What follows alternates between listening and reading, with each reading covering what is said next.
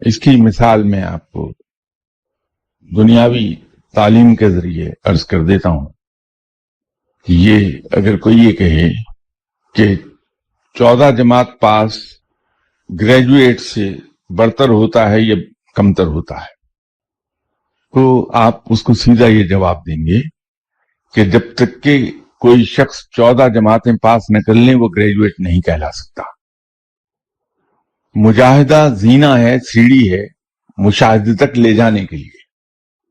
کوئی شخص مشاہدہ کر نہیں پاتا جب تک کہ وہ مجاہدے نہ کر لے، جب تک کہ وہ چلے نہ کاٹ لے، جب تک خشوع خضوع کے ساتھ عبادات نہ کر لے، شوق کے ساتھ، ذوق و شوق کے ساتھ۔ یہ زیادہ بنیادی چیز ہے اس میں کہ عبادت کا ذوق و شوق ہو، چاہے یکسوئی ہو یا نہ ہو، لیکن ذوق و شوق اگر ہے تو یہ جب تک نہیں کرے گا وہ مشاہدے تک نہیں جائے گا۔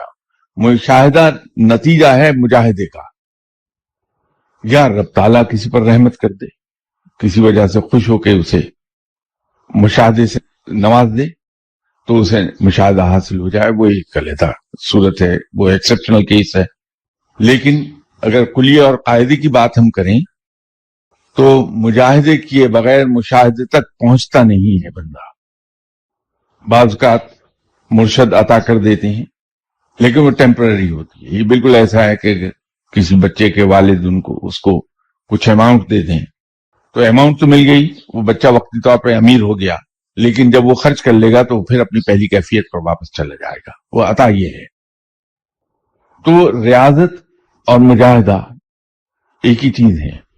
مجاہدہ نکلا ہے جہد سے، محنت کرنے سے، تو محنت کرنے کے نتیجے میں مشاہدہ عطا ہوتا ہے۔